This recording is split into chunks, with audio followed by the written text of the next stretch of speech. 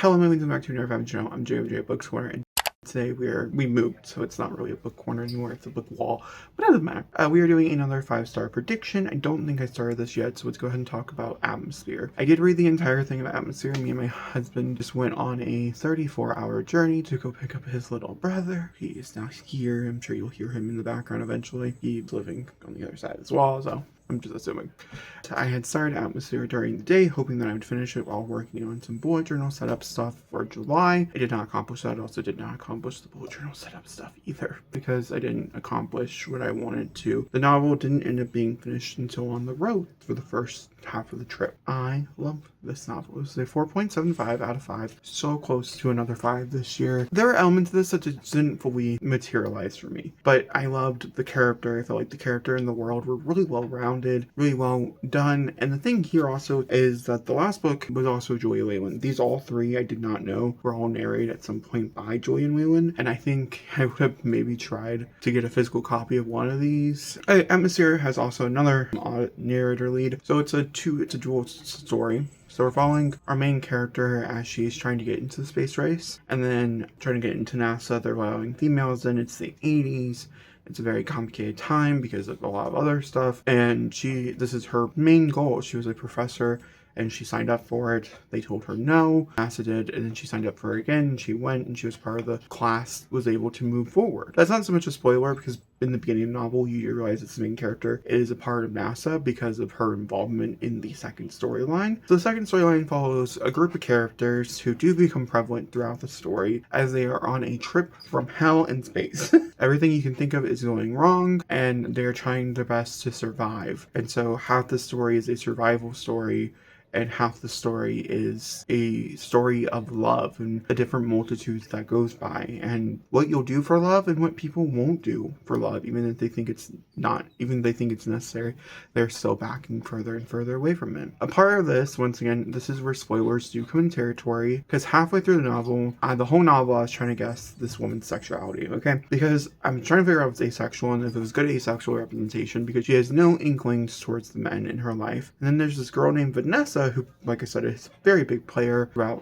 the majority of the story. Even in that second timeline, she's a very big part of that. And you realize that it's their love story. But it's so late into the novel that it's like when Taylor Jenkins Reid did 700 Hugo, and that ended up being a somewhat queer story at its heart as well. It happened so late in the novel that you can't promote it as such, because some people could say it's taking away from that character development. And so we're here in another situation where this is a gay love story at its forefront in a world where they're not allowed to be together, in a world where they're trying to make it work, and done it beautifully in my opinion, that I can't really promote as such, which is very frustrating. And once again, it's not fault on the novel, and I didn't rate it a 4.75 because of that. I did rate it a 4.75 because of the relationship not showing up so much later on in the novel, like being a prevalent relationship in the sense of the word that the main characters didn't actually get together until much later on. The whole ending for me didn't fully work because I didn't have enough time with them on page. And I did care for them. I think they cared for each other quite a bit. But by the time they were saying I love you, it felt too soon, even though it had been several years that they were together. We just saw so many little glimpses, not enough big ones for me to really cement these two people as this relationship. Also, in my opinion, I feel like the realistic answer here is that she would never have survived.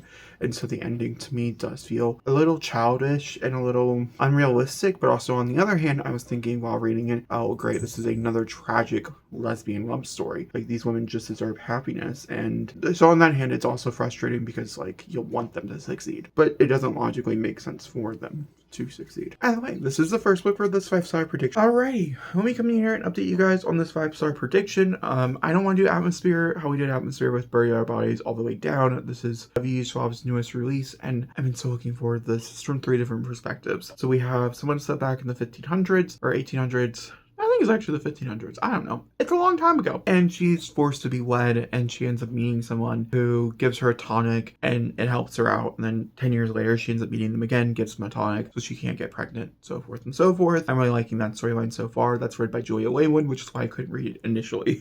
But I'm okay with it now. Second storyline takes place in 2019, and we're following someone who is a little unkilled in college. They don't know what they're doing with their life, and they're trying to figure it out. And the third storyline takes place in a time of unknown. It almost seems like it's it's the girl who the person in college has a one-night stand with. And so I'm assuming this is the same girl who is called the Widow in the earlier chapters, but I don't know yet. And I'm intrigued. I do know it's vampires. We've not gotten to vampires yet, but I'm only like 12% in, so I'm assuming that's where we're going. I don't love it nearly as much as Invisible Life Labyrinth so far, which is very sad to say, but I do think it could be a 5. I'm not ruling that out whatsoever. Invisible Life Labyrinth took me by storm minute 1. I was like, oh my god, yeah, we're in here. We're not leaving. And this one I've been able to put down several times and be okay with it. And so that's like my takeaway when it comes to that. Hello, welcome back. Let's finish out this 5-star prediction video. Oh my god, I finished Bury Our Bones in the Midnight Soil by V.E. Schwab. A lot of things to type. Spoilerly stuff possibly as well. Not really. I mean, kinda. There has to be, in order to really understand my thoughts and opinions on this story, you kind of have to go in spoilers. So I read a book last year. I read 2 books last year. One of them was The Immortal, I want to say it was what it was called. I hated it. It was one of the worst books I read. This is a compliment.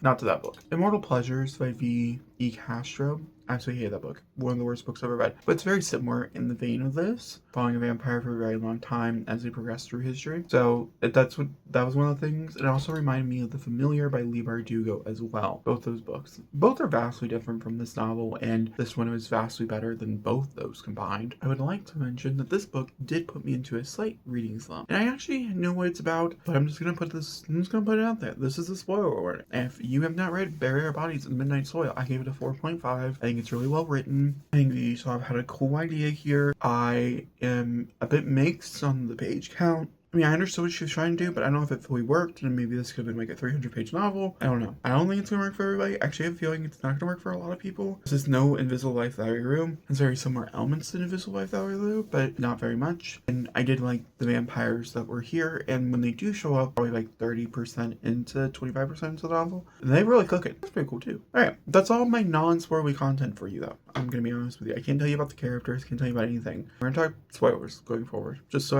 I can let this, because like the story itself is spoilers. It's about lesbian vampires who are toxic, and I kind of remember her saying something along the lines that this was the point of this novel, is that it was about toxic lesbian vampires. I just didn't really realize that that was the point. That's the whole point of the novel. We're introduced to 3 characters very early on in the story. We're introduced to Maria, who ends up becoming Salome, Alice, and then we're also introduced to, I don't even know why she's in here. She doesn't pop up until like 2/3 in the novel, Charlotte. Charlotte's mentioned very early on, very briefly in the beginning of the book, but her actual story doesn't come in. And it's telling these 3 different people's stories, which lied so long from the beginning of time, from the beginning that they were born, to where they end. Maria's story starts in 1532, and we're following her as she doesn't want to be a wife, and she meets a widow who can grant her special gifts and powers through potions, and she offers her this idea of freedom, and she takes this freedom, and then she becomes a vampire. And as time progresses, and we jump forward into 2018 Boston, where Alice meets Charlotte. They have a cute little night together. She wakes up the next morning, and she is now undead. She doesn't understand. She was never sired, and so we go back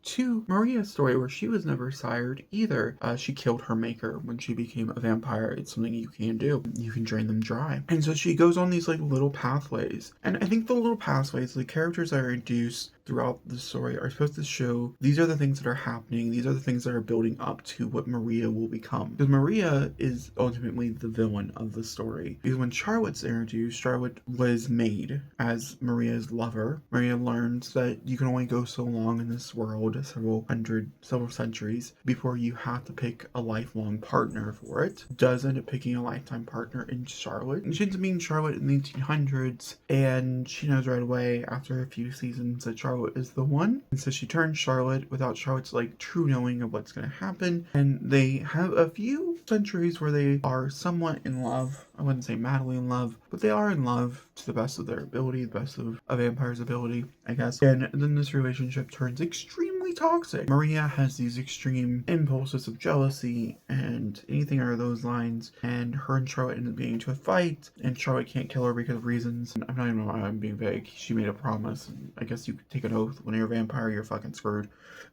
Was what I got from it, because Charlotte is, with your sired person. Alice ends up being kind of like a moving piece between these 2 characters, where they meet. She like has this cute little exchange or whatever, and then Charlotte comes in, or Maria comes in, makes Alice a vampire to kill Charlotte. She wants this horrible thing to end in 2019. That was like the really synopsis-wise version of the story, and there's just something about it. I think it took too long to move forward, in my opinion. I didn't spend enough time really. The book didn't never once pull me in where I was like, oh, I need to continue, I need to read up until like the last like 2 or 3 hours, which was a big chunk. Like the last like 50% I think moved really swiftly and had a lot of purpose, and I really enjoyed where the story went. However, building up to this, it was real rough. It was a rough time. So I'm giving it a 4.5 because I think objectively it is a 4.5, and I think that's a good rating for it. It's not a 5 star. It's not one of my new favorite B. Schwabs. I'm very happy I read it, but it did put me into a partial reading slump because it took me like 9 days to read or something like that. 8 days. It took me 8 days to read, which I think is a ridiculous long time,